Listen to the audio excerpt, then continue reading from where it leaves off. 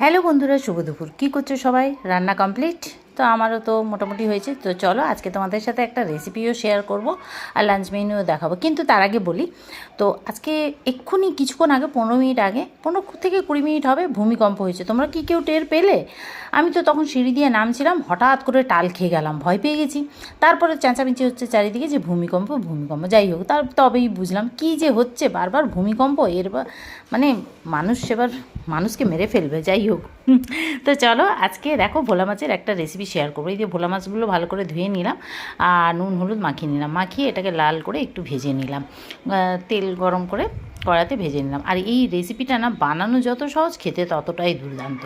ব্যাস মাছগুলোকে ভেজে তুললাম, তারপরে এবারে দিয়ে দিলাম তেলের মধ্যে কালো জিরা ফোড়ন, তারপরে দিয়ে দিলাম কাঁচা পাকা টমেটো। দেখতেই পাচ্ছ কাঁচা পাকা টমেটো দিয়ে এইবারে ধনে, লঙ্কার গুঁড়ো, হলুদ গুঁড়ো, নুন দিয়ে একটা পেস্ট বানিয়ে নিলাম। এটাই কিন্তু ধনে গুঁড়োটাই দিতে হবে, ধনে বাটাও দিতে পারো। এই গুঁড়োটা কিন্তু আমি বাড়িতেই বানিয়ে রেখেছি।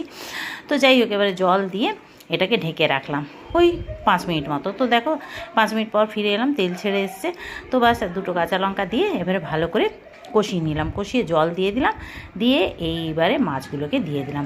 ব্যাস, এবারে আর কিচ্ছু না। এবারে ঢাকা চাপা দিয়ে মাছগুলোকে ভালো করে, বেশি ফোটাবো না কিন্তু, এই ধনেপাতা দিয়ে এবারে এটাকে ঢেকে রাখলাম ওই 5 মিনিট মতো, নাহলে ভোলা মাছ কিন্তু ভেঙে যায়। তো যাই হোক, এই দেখো আমার মাছ রেডি। এবার তুলে রাখলাম, ওপর থেকে ধনেপাতা দিলাম। আর আজকে তারপরে কি কি রান্না করেছি সেটাও দেখো। এখানে আছে শুক্তো, মুসুরির ডাল, পেঁয়াজ দিয়ে মটরশুঁটি দিয়েছি। আর এখানে আছে চিংড়ি মাছ আর আলু মটরশুঁটি দিয়ে একটা মাখা মাখা তরকারি। আর হচ্ছে এখানে একটু পেঁয়াজ কেটে রেখেছি।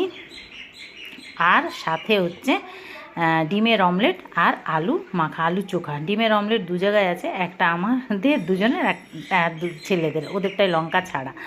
তো আর এই হচ্ছে ভোলা মাছ দের ঝাল, ধনে দিয়ে ভোলা মাছ। কেমন লাগলো আজকের রেসিপিগুলো অবশ্য কমেন্ট করবো। আর তোমাদের কী মেনু সেটাও জানিও।